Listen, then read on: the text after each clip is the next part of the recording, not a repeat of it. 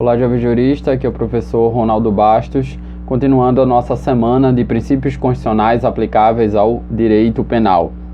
Hoje eu trago o princípio da igualdade processual, que pode ser extraída lá do artigo 5º caput da nossa Constituição.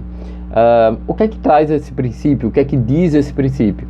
Diz basicamente que as partes, elas têm, em primeiro lugar, o direito de fazer valer as suas razões de modo igualitário, ou seja, deve ter as mesmas oportunidades para fazer valer suas razões no âmbito processual.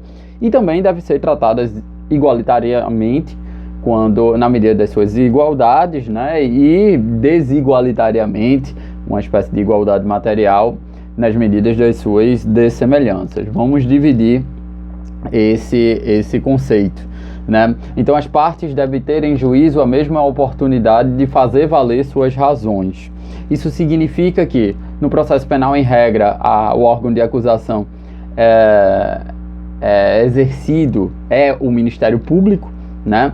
Que é um bacharel em Direito, passou no concurso dificílimo, e do outro lado temos a advocacia ou a defensoria pública, de modo que, embora seja comum vermos uma proximidade maior entre a magistratura e o Ministério Público, e o Ministério Público tem a função de custos iuris, né, que é o fiscal do ordenamento jurídico, isso não significa que o Ministério Público é uma parte isenta no processo penal. Muito pelo contrário, o Ministério Público exerce o papel de parte, logo é parcial, de modo que o juiz não deve ficar sempre inclinado a deferir os pedidos do Ministério Público, né? O juiz tem que ser equidistante entre as partes. Então, nem próximo ao Ministério Público, nem próximo à defesa, ou próximo aos dois, a mesma distância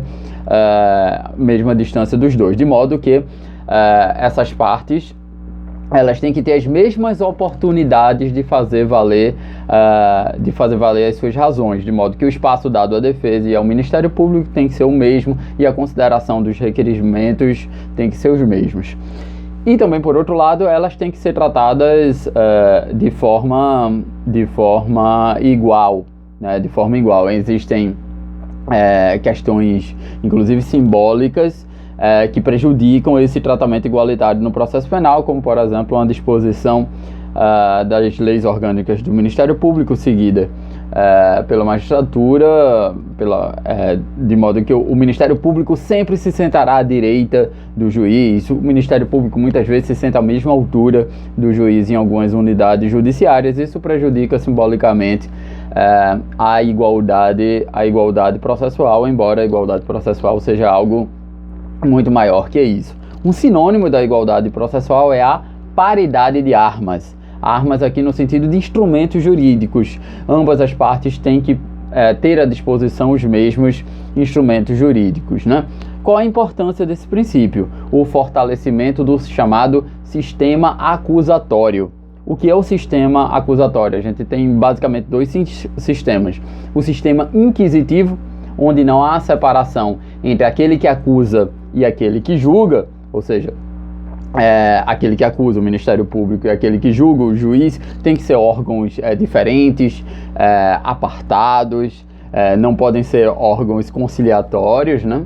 E o sistema acusatório, em que há uma equidistância entre as partes e também aqueles que produzem as provas sejam as partes e não o juiz, porque quando o juiz está interessado na produção de provas, muitas provas de ofício, ele perde a sua imparcialidade, diz os defensores do sistema acusatório. O ideal é que o processo penal seja cada vez mais vinculado ao sistema acusatório, em que quem produz as provas sejam as partes e o juiz faz o que ele tem que fazer, que é julgar e não produzir provas.